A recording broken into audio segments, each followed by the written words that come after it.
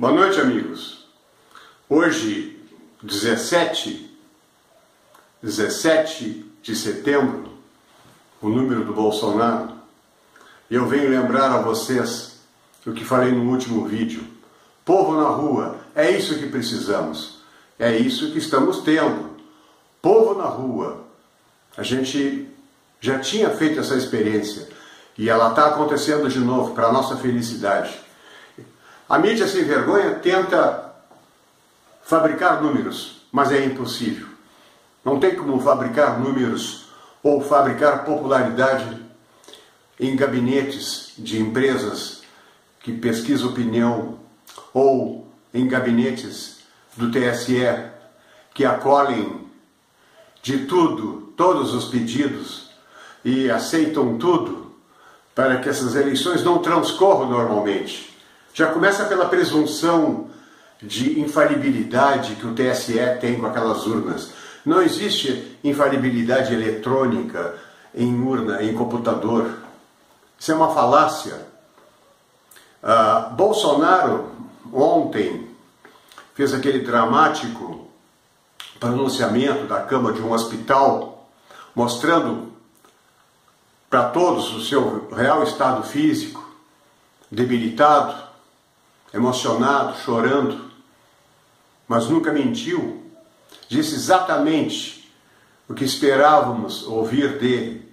E mais ainda, Bolsonaro é o primeiro candidato a presidente da República do Brasil que tem a coragem de pronunciar a palavra ideologia.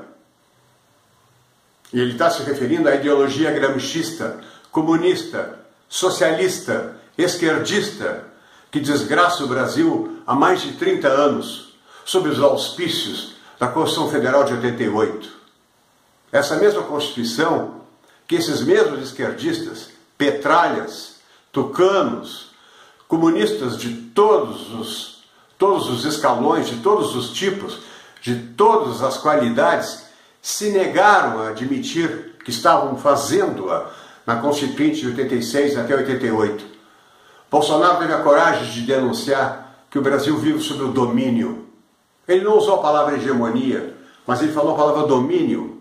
E é muito claro qual é o inimigo dele.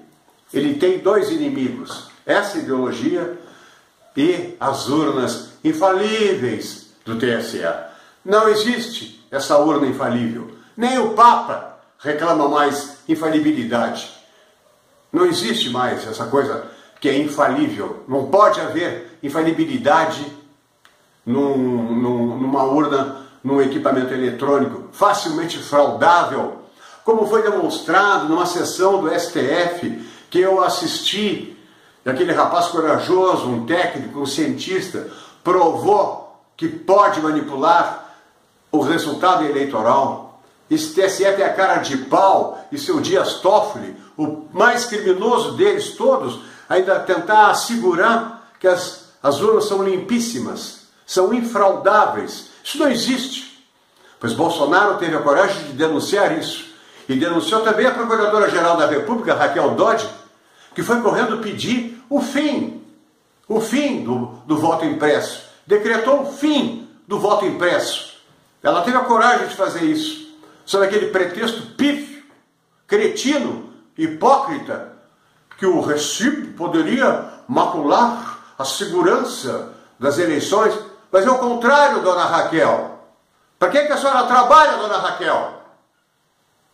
É esse o papel do Procurador-Geral da República? Depois de uma lei passada no Congresso, aliás, de autoria do Bolsonaro, que reviveu a história do voto impresso, que a Dilma já tinha sepultado, com aquela maioria expressiva, com quase mais de 80% da Câmara dos Deputados, para ela ser vetada num gabinete do Ministério Público. O que é isso? Não basta a facada, tem uma raquelada. E agora tem Toffoli, um juiz, aliás, um advogado que virou ministro do Supremo, que nunca foi juiz.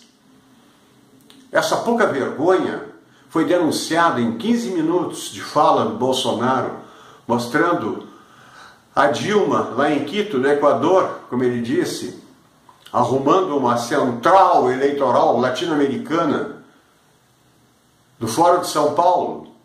Nós todos sabemos do Fórum de São Paulo. Mas Bolsonaro foi mais longe, ele falou da mídia sem vergonha. Ele não ofendeu ninguém, não citou nomes, mas nós sabemos quem são. Nós conhecemos o Globo News. Nós vimos a vergonha que é Miriam Porcão, Merval Pereira. O que é aquilo? Camarote. É uma coisa indigna de um profissional.